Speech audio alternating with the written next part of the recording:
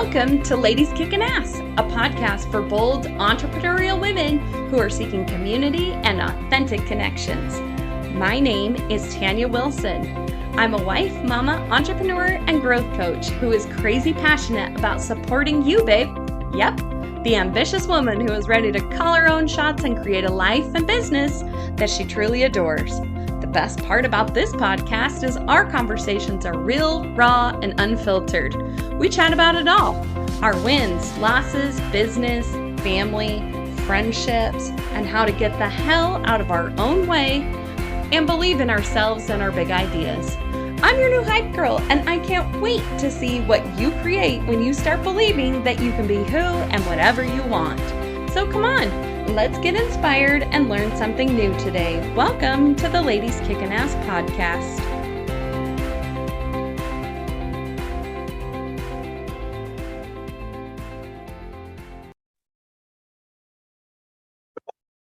Welcome back to another episode of Ladies Kickin Ass. Today, my guest is absolutely incredible. She works in the skilled trades industry, and her name is Shannon Tymosko, and she is a third-year electrical apprentice and proud sister of the IBEW Local 105 Hamilton. She is also a skilled trades ambassador, motivational speaker, and an advocate for mental health. And as an ambassador for the trades, this allows Shannon to combine her passion for people and her new love of the trades, which she actually found not as early right out of high school type of thing, but kind of later, a little bit later into her career, she discovered how much she loved this. And I will let her tell that story, but she uses her voice and her story and her platform to encourage and motivate, inspire change in an industry where we know that we need to do that with the minds of the people that have been here for a long time and the people that are considering to come into the skilled trades industry. So welcome to the show, Shannon. Thank you so much for having me, Tanya. It's a pleasure to be here, and hopefully we can spread some good information and good knowledge and inspire a few people. Yes, I know we will. So tell me a little bit about yourself, your background, how the hell you got into being an electrician, all that good stuff. Well, I originally, like you said, didn't take originally went to school for skilled trades. I picked a different path, like so many people. I went to college, university. I originally picked something actually that I thought I was good at. I had some strengths in business and math. And so I went to school for accounting. It only took me about 2 months of that program to realize that this was not for me. Then quickly changed the following year into a child and youth work program, working with youth, adolescents, children of all ages to help, develop and grow them into, well-rounded human beings, their challenges that they might have. But this is where I really found originally that passion for people and that passion for mental health and that that hope for understanding for other people. Sadly, after graduation, I got a job at a shelter for homeless youth. Not sadly, I shouldn't say. I got a job at a shelter for homeless youth, but sadly, it was not one of those jobs that allowed me to thrive, just survive. A lot of those positions when you're in social services are not well-paid jobs, which again does not allow you to thrive. And in the GTA or the Greater Toronto area here, it's really hard to do so with a single income. So I had to maintain my college job, which was supposed to be temporary, which was working at financial institutions, specifically payday loans. We're also familiar with those. We see them on every single corner these days. And this turned into a 10-year career, nearly 10 years, where I grew through different ranks, started as management, ended as training coordinator. But again, it wasn't a job that paid very well, that allowed me to thrive. It wasn't a job that I chose, just one I kind of fell into. And so I didn't really have that passion that I think is really important, in finding a job. And so, I was kind of lost. I like so many people, just went to Google and the different job banks and started looking up jobs that I thought, would fit my experience and fit my personality. But unfortunately, nothing really kind of came up that was for me. And at that same time, my best friend Matthew purchased a home. Neither of us are skilled trades workers. He was a bus driver at the time. And but he wanted to complete some home renovations. And so the very next day after getting the keys for the house, we ripped out the kitchen. This turned into us finishing the basement, 2 bathrooms, and really learned for me, it really, developed my love for the working with my hands. And, I don't think it's sorry, I don't think it's a shock that skilled trades workers make a lot of money. I think that's well-known knowledge, but I think a lot of people doubt that that's the career for them. So I knew they made reasonable money, and I thought, I could do this for an 8-hour shift. And it was at that time, I was 29 years of age, that I started to look into alternative pathways. I knew that my resume at that time just screamed woman with child and youth work and business, and so I needed something to help me transition.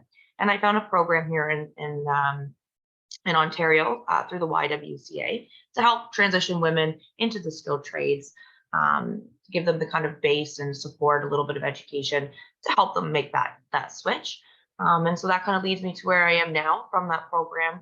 I found employment and working with the local union here in Hamilton, Ontario, and it leads me to being the third year apprentice I am today. How exciting. Isn't it crazy how it's not like you were dreaming when you were a little girl of I'm going to grow up and I'm going to be an electrician, it's things. I know for me, I grew up in a construction family, pretty much everybody. I grew up in Wyoming. So where most of the men either worked at the mines or they did construction work, it was very that blue collar, hard working town mentality of stuff. So it wasn't unfamiliar for me, but it was very unfamiliar to me in a way of women didn't work in this industry where I grew up at. Is that something that you kind of we know that women are still very much a minority, especially out in the working field in skilled trades. I know there's a lot of women that work in the office and do things like that, but for women out in the field. So knowing that we know that, how does that affect you on a daily basis, and how do you use that to your advantage? Because you are one, I'm sure, of probably a small group of women that are working in this industry there. Sorry, I'm not really 100% sure what your question is. How do I use being a woman? How do you deal with that? Do you work with a whole bunch of men every single day? Are there a lot of women with that? What do you do as far as do you find any limitations with your work because you're the woman on the crew situation there? Or is it, you've kind of figured a way to get around that stuff? I think being a woman in the skilled trades is still very difficult. You have conversations about just, Ontario's just kind of made it possible for all of us women to have usable and clean bathrooms on a construction site. These are just very small things that add to your workplace. And then there's obviously the culture, and being the only person is quite difficult. Only woman, I should say. The minority is never an easy situation. When you have people you can relate to, it's nice to build bonds. But men and women are different. We are two different genders, and we both have two different strengths and weaknesses, and we deserve equality, but we're certainly not equal. And so for them to relate to me, it's hard for them to still do that, because they may have only been around their daughters or their mothers or their sisters, but they're not really exposed to a lot of women, where other industries in the working force business, it's a little bit more diverse. So it most certainly is difficult, being the only woman, walking into a room full of men. What I do like about the trades is, there is that unique relationship between the journey person and the apprentice. And so, typically on your day, you're assigned with maybe a journey person who's a qualified person in that trade to teach you the craft, right? And in those circumstances, the ratio is 1-to-1. That's great. I feel, I don't feel like under a minority in that kind of circumstance. But when it does come to bigger, things, you really realize that, you are the minority when, for example, the fire alarm goes off and there's we all done fire alarms, and now you're all meeting on the corner where you're supposed to stand, and you start looking around and you're like, yep, I am female, right? It can feel a little lonely.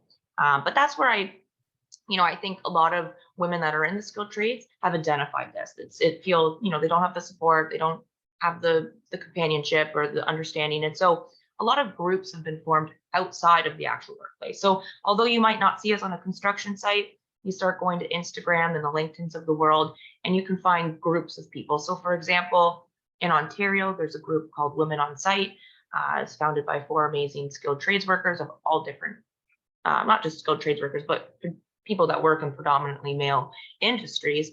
And it's they've created a place for us to gather. So now they're starting to do monthly events where, we can come together, even just having that, that chat in your inbox where you can go to and say, oh, I just had a moment, I just had a day, I just had an incident, and you can kind of seek that support from your women comrades and kind of get motivated again to go back and take on the day. And most certainly is difficult, but I think women are that change. I think we, people talk about how can you change the culture, and I think women present a different energy. I work in energy, but I also believe spiritually in energy, that we put off certain. You walk in a room, you can tell when it's tense, right? But women somehow, Sure. we de-escalate the energy somehow. I don't know why. I don't have the answers, but I've seen it, firsthand on a construction site where I was, working on a ladder. I was putting in a light, and one of the site supervisors was coming down the hallway. I could hear him coming. He couldn't see me because I was tucked behind the wall, and I knew he was mad. He was mad because of what he was saying and because of his tone. When he turned that corner and saw me, immediately his tone cut in half. Did I ask him? No. Like, did I ask him, why did you stop yelling so much? Obviously not. But I can assume that perhaps I was, as the only different factor in the room, perhaps the reason that de-escalation happened. And so women are so important in the skilled trades. We offer, different strengths, different, assets that we can contribute to a team. And we need more of us there for the big change to happen, for everybody to have a more, happy, healthy workplace. Absolutely. And that really leads me to my next question to you is, how do you think that we can encourage more women to look at the skilled trades as a viable option for a career choice? And that can be in leadership, management, or, working in the field, being the site supervisors, being those project managers. Like, what do you think that we can do to encourage that, and where that kind of starts at? I know that you kind of found out that you liked the skilled trades a little bit later on. I was 30 years old too, when we jumped into all of this stuff. So I think like really lowering the stigma of like, this is just like a man's world situation, and encouraging women to jump into that. How do you think we could work collectively, all of us that are in the skilled trades, to be encouraging for women to apply and be in those positions? Well, I think specifically if you are already in that role and women are coming on, to make sure that you're inclusive, that you're maybe thinking outside of the box, things that might not be the norm for you. If it's not, women have monthly cycles, right? Like that might not be a regular thing that a man thinks about, because it's not part of his daily thing. But thinking outside the box, what are the challenges that he, whoever might have working in this industry? I think that's the first step. But so being welcoming, being understanding. But I think like the bigger root for us is, with my child and youth birth background, I've learned my beliefs, with these things, that we are really conditioned. We're quite conditioned in our environment, the whole nature versus nurture thing. Well, we are born with a set of traits, but the rest of us is created by our environments, our surroundings, our education. And so how do we change? How do we change an entire societal norm? And it's through education. It's through normalizing that experience. And unfortunately, in Canada, and I'm not sure about the States, but in our education, in our schools, it's becoming more important. But it really hasn't been a topic for discussion for decades and decades and decades. And so, and I mean, when I talk about educating, I don't mean educating high school students. They've already been conditioned to think, oh, university, college. I mean, we need to be talking to our children, 2-year-olds, 3-year-olds. As soon as you start talking to that kid or that child, you need to be inclusive, that they can do anything they truly want. We say that all the time, you can be whatever you want, but then we read them books, things like, for example, I'm a little teapot. Everybody knows I'm a little teapot, Jordan, but everybody knows that rhyme. And what does that say to women? That says, well, women get to the kitchen and make me some tea. And so I've been trying to work on for quite some time a book, to try to, I think, change that perception for young children. And if we took that little lime or rim that everybody knows, and we changed it to be more inclusive, to include women, something like, I'm a little female, brave and bold. Here is my hammer. Here is my drill. When I hear the men doubt, hear me shout. Look out, boys, I'll figure it out. You're now telling that little girl that, one, she can pick up a hammer and it's okay, right? Right? It's changing the story. And so we need to start talking to our children as young as possible about all possibilities, and that truly women can do it all. And like, women are hard workers. We often, not always, but we hold a 40-hour work job, then you go home and you take care of the home. Not to say that there aren't really amazing men out there, but I think we still take a heavier percentage of things. It might not be 50, maybe 64, whatever it might be. Women are constantly going. We're hard workers. And I think that is something very valuable for the skilled trades. When you talk to employers these days, they don't say, I need a qualified person. They say, I want someone who's going to be punctual, attentive, who's going to ask questions, and wants to work hard. That's not gender specific at all. So women belong here. And the other thing I think is so important, that, in our growing world, a lot of, they talk about the wage gap, how women get paid less than men. And I'm not sure so much of it, if it's job for job, but if it's like this, like the role. So for example, on a construction site, we have cleaners. They're normally men, sometimes female, but still it's predominantly male. They're going around, they're cleaning stuff up. I'm not 100% confident, because I've never asked their salary, but I'm pretty confident that cleaner still, as in a male role, still gets paid more than your typical Molly maid cleaner. So they're both doing the same role. They're both cleaning, but in the male, not predominantly male environments, the wages are higher in everything. Where if you go to the educational or school board, in Ontario, for example, there was recently some strikes that were going on because they wanted to reduce the wage, like the entry wage for admin staff. So your very valuable secretaries and all those people that keep the structure together, they want to start them at $30-something thousand a year. People can't support themselves of that, and so, is it, I think the skilled trades presents a place where women can get paid well, because the skilled trades does still pay better than other places. Capitalism's gone too far, where our top people, take too much, and our little people, the people at the bottom, don't get enough. And the skilled trades is still a place where there is a middle class present at this time. Mm-hmm. Yeah. And there's so much opportunity with that too. If you have this skill set where you can perform a service for people. I know we were talking before we hit record on this, which I should always just hit record, because those are always good conversations. But just the opportunity right now in this industry is seriously infinite, because we are truly in I don't know if you call it a generation or a time or whatever, that the hard work, the manual labor, considered hard work, is not something that people are seeking. I've had a business for almost 14 years now, and in the last 2 years, it's never been as difficult as it has been to hire skilled labor people. And that's male or female in things. They'll come on, they'll say, I can do this job, and they last about 3 days. And then they're like, yeah, no, I'm going to go back to doing Uber Eats or something like that, It's so incredibly important that we continue to talk to, like you say, the kids that are coming up before they get told it's college, really. That's how it really is where I live at. You have to continue to keep getting education. You have to continue to do this.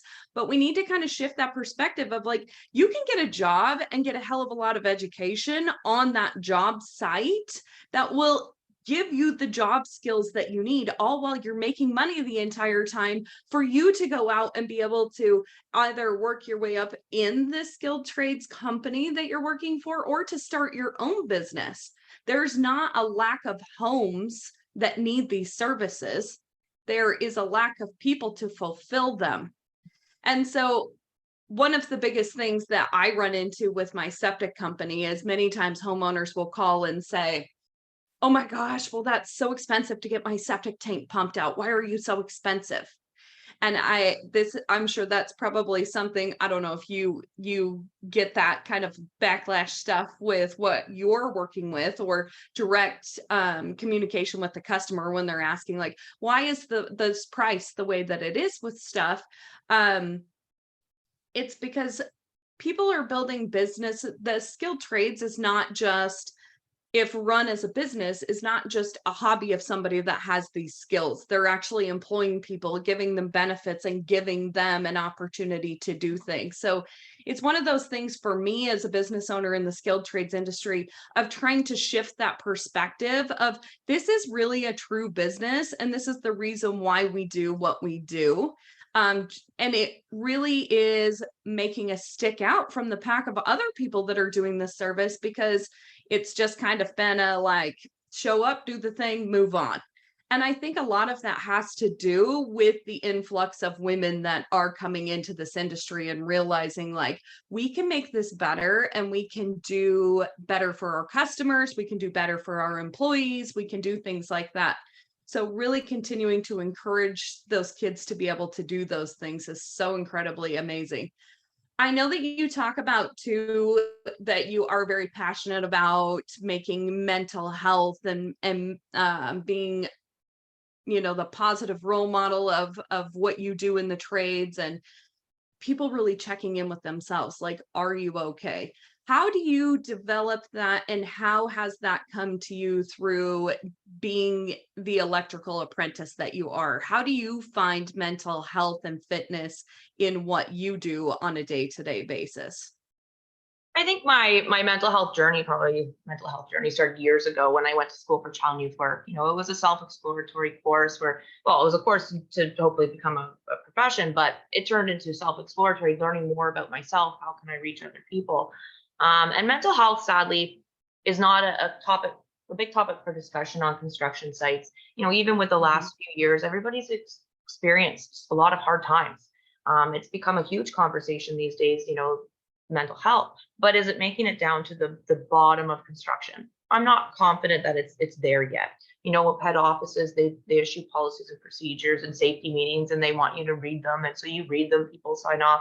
But how much change is that really having? I'm not confident. And for me, what I've realized is self-awareness is really huge. Knowing what your happy place or your joyful place is, and then being able to identify when you as a person who's kind of stepped out of that. Now I need to do some mental health care. And I identify with the word mental health differently than most people. Most people think mental health and they start going diagnoses and medication, and you've got issues, you've got problems. But I think that's just the society norm, or the kind of definition that we've given as a whole. But if I were to say to somebody, physical health, people are like, oh, you go exercise. Oh, you're having a back, so you go exercise. It's about actual activities to increase your physical health. So why isn't mental health the same kind of word? What practices can we do as people to increase our mindfulness and our mental health? Things like meditation, exercise, good eating habits, good nutrients. All of these things can contribute to a mental. We don't talk about them. One of the things I love about the skilled trades is that for someone like myself, when I was in business, I don't work out. It's not my favorite thing to do. You won't catch me at a gym lifting weights. It's just not for me. We're all different, right? But what I am known to is I'm a hard worker. So if I was going to be paid for this job, and I know that it's part of my job, I'll do that hard work. And so the skilled trades gives you that physical exercise that you need to help contribute to your mental health, your physical and your mental health. And the other thing I like a lot about the skilled trades and what I've discovered on my journey as a woman in the skilled trades is, and I think this is a big piece missing for a lot of people. A lot of people don't go out and try things anymore. We live behind our cell phones, behind our computers.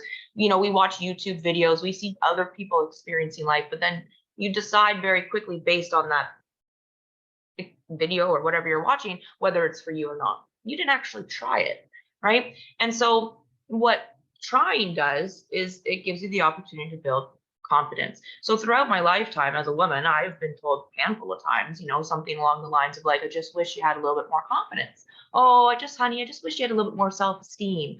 And those two statements drive me nuts because nobody then follows it up with, well, let me help you find that. They just kind of drop this little tidbit and then run away. And you're like, well, thank you. And the answer to how to build confidence is through competence. It's when we're a little kid, we take a sippy cup and we start trying to drink, we fail like 10 times, but we keep trying. We don't have that failure built into us, that fear. We keep trying until we're successful. And in that moment, we build confidence.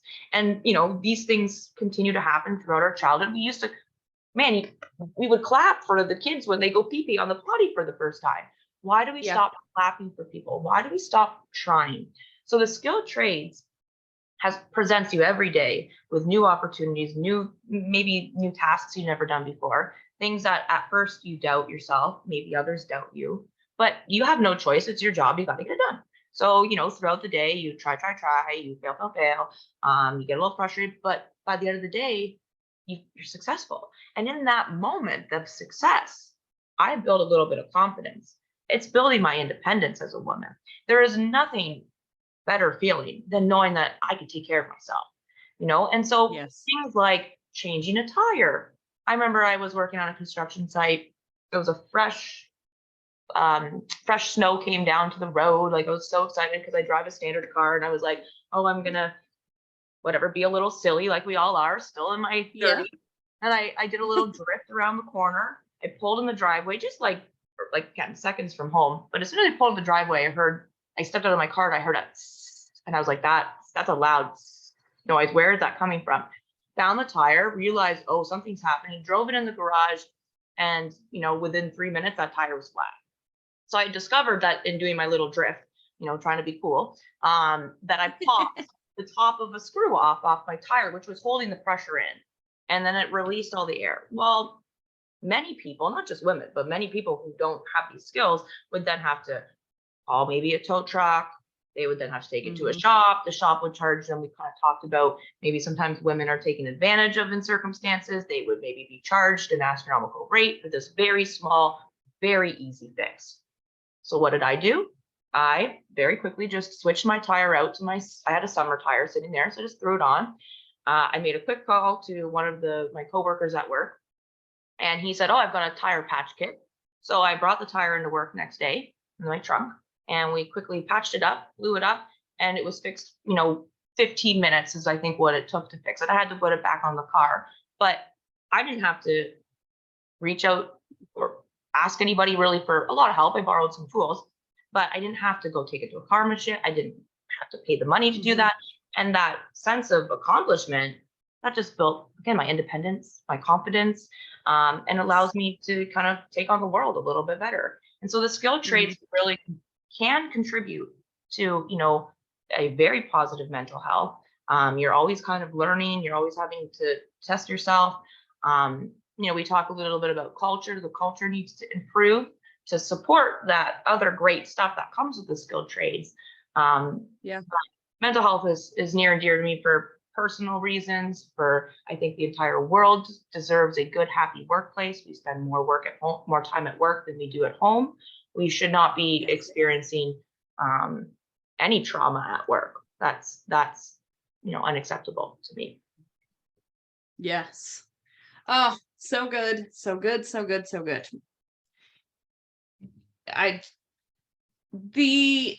Your story talking about changing the tire is like, I'm so passionate about teaching my kids how to do things and how to be self-reliant. And it is not the fact of don't ask for help. I don't want to teach them that, because that's an important skill that sometimes you can be extremely self-reliant and then you don't do that either, that I think some of us strong women find ourselves in sometimes. But it is so incredible just being able to do what you just talked about and being able to teach our children to do this. We live now. I can see this in hiring people. The younger generation of people that I hire to do stuff, you'll be like, okay, so go ahead and just go load the shovels and go do this and go do this. And they look at you like, well, which ones? You're like, those. Like, if there's not a to-do list of check boxes, it's almost like they don't have the fire inside of them or the willingness or the confidence to do that. And it's because they haven't built confidence, because someone has been doing all their shit for them the whole time. And so they haven't built that muscle. Confidence is something where you fall down, you get back up, you fall back down, you get back up. I love the analogy of like, when you have a toddler and they're just learning how to walk and they keep falling down, do you just look at them and say, oh shit, they're never going to walk? You encourage them. You say, good job, buddy, you took one step. Let's try it again. Let's try it again. We have to continue to do that as adults. Like when you see somebody that is stumbling or somebody that has fallen down, help them get back up. Sometimes that's all they need, is the encouragement to get back up, to be able to do those things. And I see this so often in the skilled trades, because a lot of the people that come to work or apply with my company, and I see it in other people's companies too, are people that maybe have not made a good choice at some point in life. Maybe they're down on themselves for something. Maybe their confidence just isn't there. I have a truck driver that when he came to work for me, he's one of my favorite people. He's a young kid. He's like 23 years old. I thought he was like 30 when he applied. He just carries himself with that. But truly watching him grow over the years, and it really was fostered, his growth really was fostered at work, having someone that believed in him. So creating the culture that you're talking about is so incredibly important if you want to have good, productive employees. My biggest goal with my company is to raise a team, and I say raise because you bring them in and you help them along with things, but to raise a team of owners. Like, I want a team of owners. I want that ownership with them. I'm not intimidated by the fact that they might know more shit than I do, that they're out there crushing it. They're doing things. They're being mistaken as the owners. That's the biggest compliment in the world to me. And that is fostered by believing in these people and continuing to help them and check in with them as people. I think in this industry, it's like your work, and we were told for so long, like, leave your work here, and then your home is here, and leave your home shit there, and don't bring it to work. We are people. We are not robots, and we're seeing that a lot more, that people just suppress and suppress and suppress and suppress.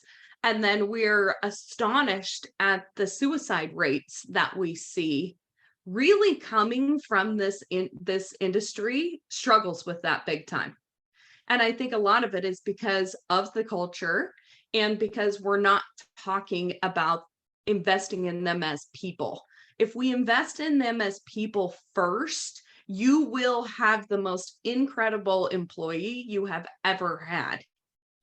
Is that something that you see in your area where you work at too, that's kind of a struggle, and what people are doing what do you see that people are doing to try to make that better?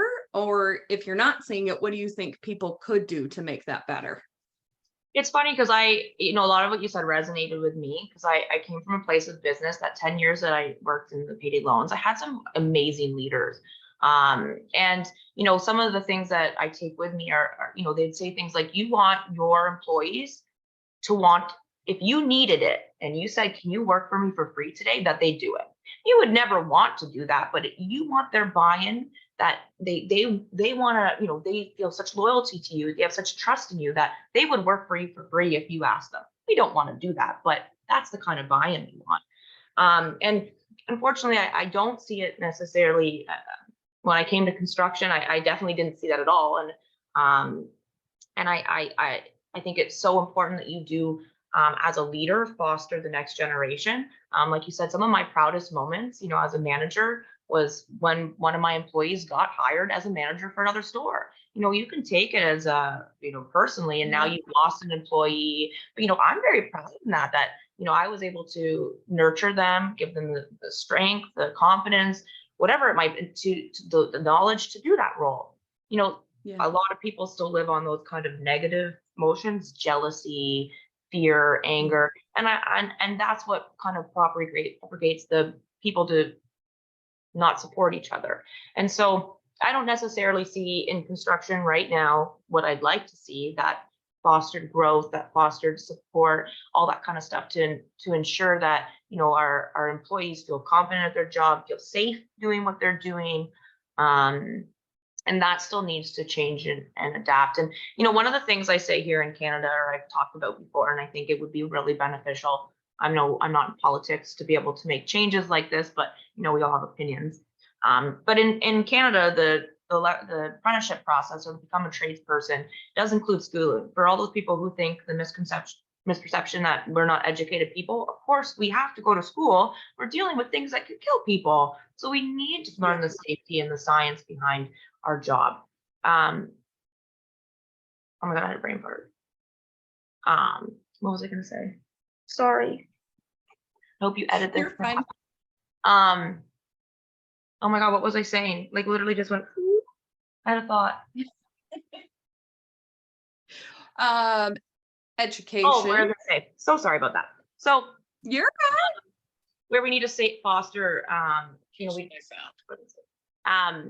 so what I think is really important and would be beneficial here, to add on top of the education that we already have in place, is some other, important courses, things like mental health, soft skills, leadership, train the trainer. So if we're going to send out a bunch of people who are now qualified tradespeople to be the responsible people to train the next generation, why aren't we giving them some basic skills to be able to teach, right? And so in Canada, we go through trade school. None of those classes include how to teach.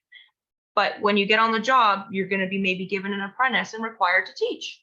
And so we're failing in that kind of area where we should be providing our next generation with some basic skills, some classes again on mental health, so that we have a better understanding of people around us. And I think this could help educate, make some change. It's not going to happen overnight. And there's just going to be difficult personalities no matter where you go.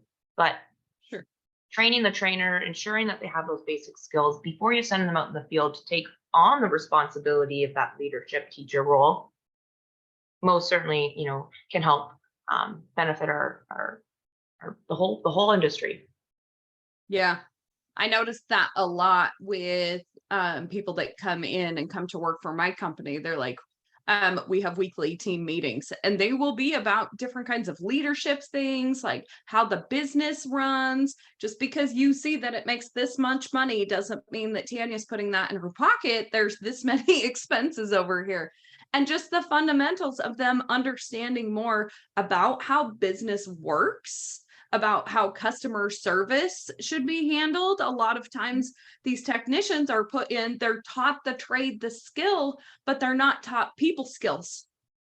And that's a huge part of the job. It's a huge part of the job. They're not taught leadership skills, and then we promote them to manager because that's the natural next step for them to be in. And yet we have given them zero management tools, and then you literally set them up to fail. So I think really a big thing to see some progression with the skilled trades industry is the people that are hiring and the people that are running these businesses, whether they're running them or they own them, is really investing in that themselves. Because I think the lack is because they weren't taught it themselves either.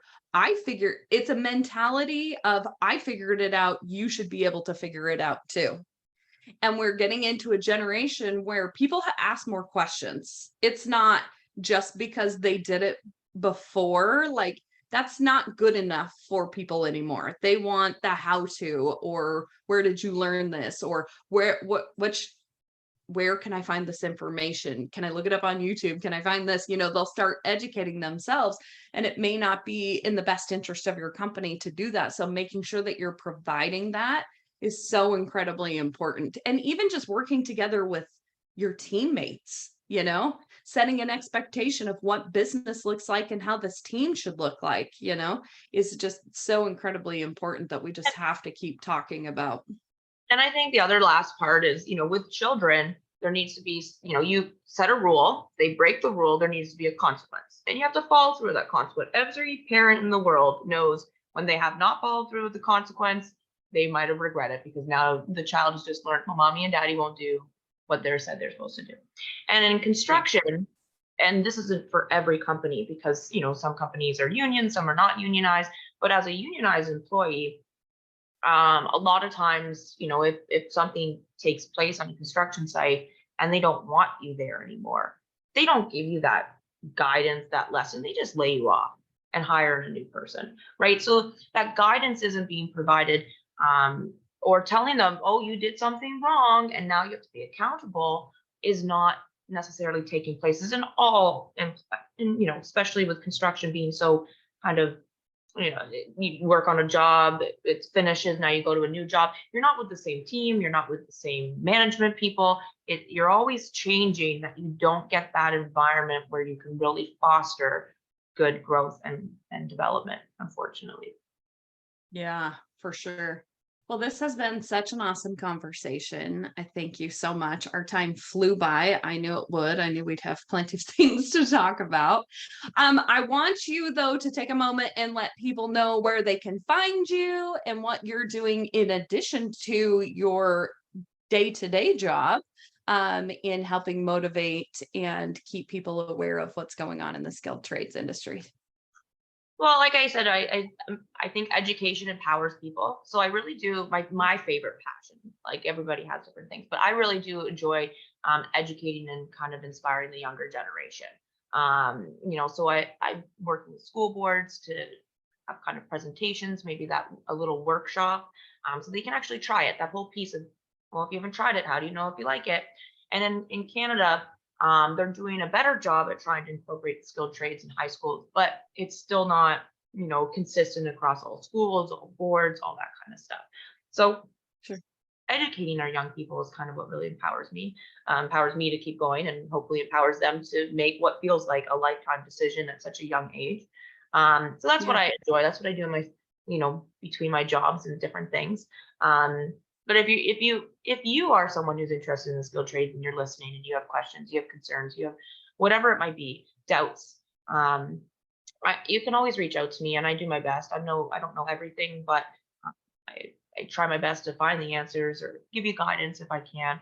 And you can find me on different things like Instagram and LinkedIn. You can find me under my name, Shannon Tymosko, or I have a fun handle like Lady Bolts for Instagram. I've really found that Instagram is a great community to kind of meet other tradespeople, where you can actually see their skills. People are starting to get that kind of passion and excitement to share their different trades. And so you can find me, reach out to me. I'm here if you have guidance, any questions, or need help. And yeah.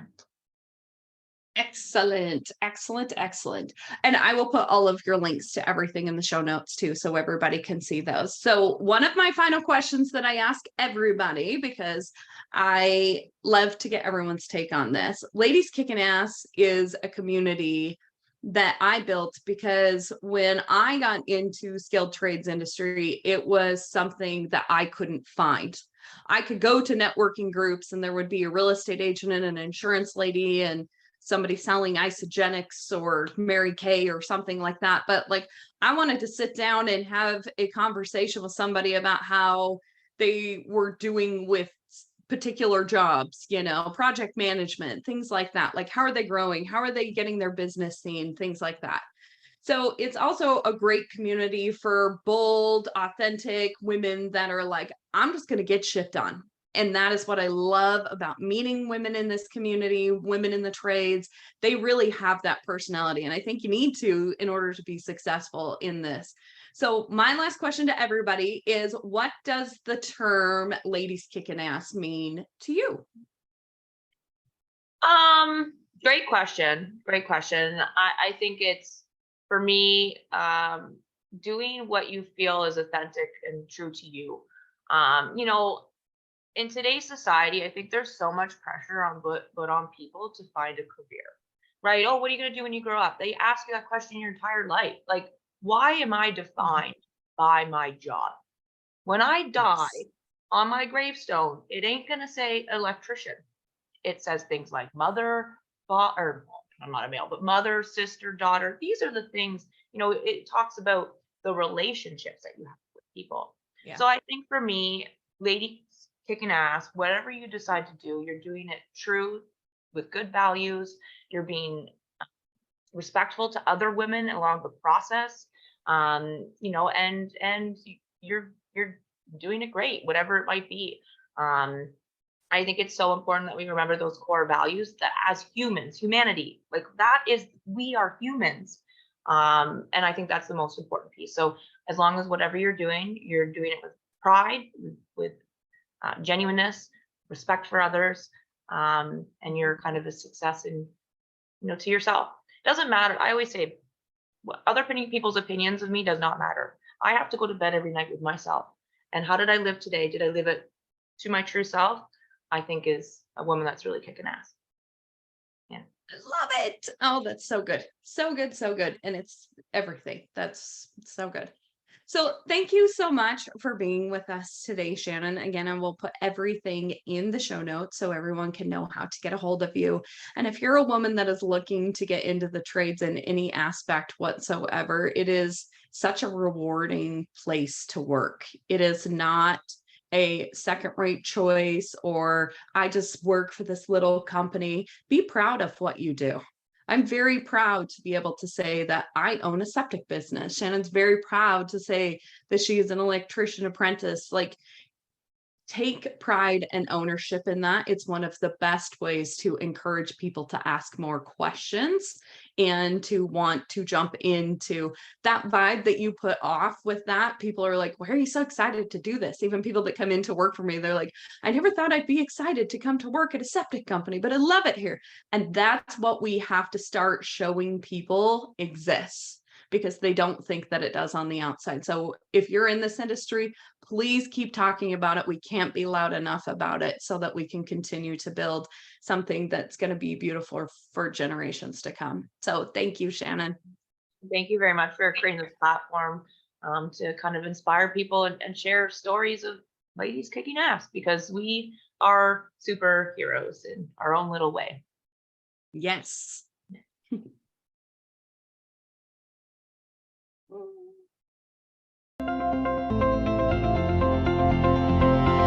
Thank you for listening. Today's message was pure inspirational fire. I loved it so much. Hey, if you got a lot out of today's show and you think a friend of yours may love it too, please do me a quick favor. Screenshot the episode, post it, tag us at Ladies Kickin Ass, or share the link to the episode. I'm here to help and support as many badasses as possible, and your generosity in sharing the show to your audience means the world to me. Don't forget to hit subscribe to be notified of all newly released episodes, and leaving the show a 5-star review is the ultimate expression of love. If you're interested in becoming a guest on the podcast, I'd love to hear from you. Shoot me a DM on Instagram or Facebook and we can chat further. There's also a link to connect in the show notes. Thank you for being part of our tribe. Now go kick some ass.